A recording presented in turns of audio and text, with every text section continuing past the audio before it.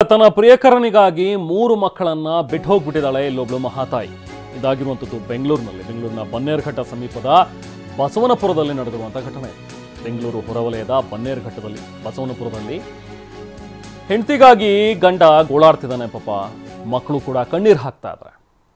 11 ವರ್ಷದ ಹಿಂದೆ ಮದುವೆ ಆಗಿದ್ರಂತೆ ಲೀಲಾವತಿ ಮತ್ತು ಮಂಜುನಾಥ್. ಆದರೆ ಈ ಭಾನುವಾರ ತನ್ನ ಮತ್ತೊಬ್ಬ ಪ್ರಿಯಕರನ ಜೊತೆಗೆ ಗೃಹಿಣಿ ಎಸ್ಕೇಪ್ ಆಗಿಬಿಟ್ಟಿದ್ದಾಳೆ ಅಂತ ಹೇಳಿ ಈತ ಈಗ ಗಂಡ ಆರೋಪವನ್ನು ಮಾಡ್ತಾ ಇದ್ದಾನೆ. ಪೊಲೀಸರ ಮುಂದೆನೂ ಕೂಡ ಪ್ರಿಯಕರ ಬೇಕು ಅಂತ ಹೇಳಿ ಈಕೆ ಪಟ್ಟು ಹಿಡಿದ್ಲಂತೆ. ಗಂಡ ಮಕ್ಕಳು ಬೇಡ ಅಂತ ಹೇಳಿ ಬಿಟ್ಟು ಹೋಗಿದ್ದಾಳೆ.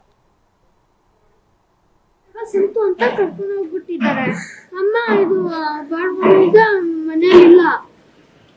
ಇದು ಸಂತು ಕರ್ಕೊಂಡು ಹೋಗ್ಬಿಟ್ಟಿದ್ದಾನಮ್ಮ. ಇದು ಅಮ್ಮ ಎಲ್ಲ ಊಟ ಎಲ್ಲ ತೋರ್ಸ್ಕೊಂಡು ಸಂತು ಎಲ್ಲ ಇಸ್ಕೊಟ್ಟಿ ಎಲ್ಲ ಇದ್ ಮಾಡಾರೆ.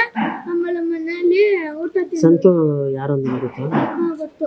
ನೀನೇನ್ ಬೆದರಿಸ್ತಾ ಇದ್ರ? ಅಮ್ಮ ಹೇಳ್ತಿದ್ರು ಏನೋ ಸಂತು ಬಗ್ಗೆ ರೂಮ್ಗೆ ಕರ್ಕೊಂಡ್ ಬಂದಿರೋದು ಅಂದ್ರೆ ಇದ್ರಲ್ಲಿ ನನ್ನ ಫೋಟೋಸ್ ಅಲ್ಲೆಲ್ಲ ಇವ್ ನನ್ನ ಮನೇಲೆ ಮಲಗಿರೋದು, ಅವಂದೇ ಡಾಲರ್ ಹಾಕಿರೋದು. ನನ್ನ ಸೀರೆ ತಗೊಟ್ಟಿ ಯಾಮಾರ್ಸಿ ಸಾರ್ ನನ್ನ ಹೃದಯನ ಹೊಡ್ಕೊಂಡು ಹೋಗ್ಬಿಟ್ಟಣ್ಣ.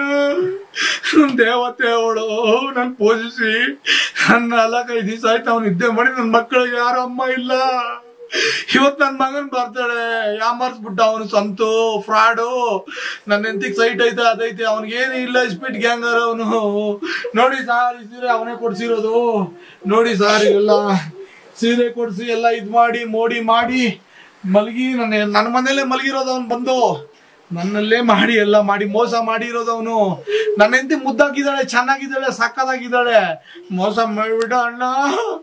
ದೇವ್ರೇ ಪಬ್ಲಿಕ್ ಅಪ್ಪ ಕಾರಣ ಇದಕ್ಕೆಲ್ಲ. ಸ್ವಾಮಿ ಜನನೇ ಇರ್ಬೇಕಪ್ಪ ನನಗೆ. ದೇವ್ರೇ ಜನ ಎಲ್ಲ ಹೆಲ್ಪ್ ಮಾಡಿಯಪ್ಪ ನನಗೆ. ನನ್ 3 ಜನ ಮಕ್ಳಿದಾರಪ್ಪ. ಕಾನೂನು ಪ್ರಕಾರ ಏನಿದೆಯೋ ಅದು ಮಾಡಿ ಸ್ವಾಮಿ. ನನ್ಗೆ ತುಂಬಾ ನೋವಾಗುತ್ತಣ್ಣ. ನನ್ನ ಪ್ರಾಬ್ಲಮ್ ಎಲ್ಲ ನೋಡಿ ಅಣ್ಣ. ಇಲ್ಲೇ ಮಲ್ಕೊಳ್ಳೋಣ ಅವನು ಎಲ್ಲ ಗೊತ್ತಣ್ಣ. ನೋಡಿ ಅಣ್ಣ ಇಲ್ಲೆಲ್ಲ ಇದೆ.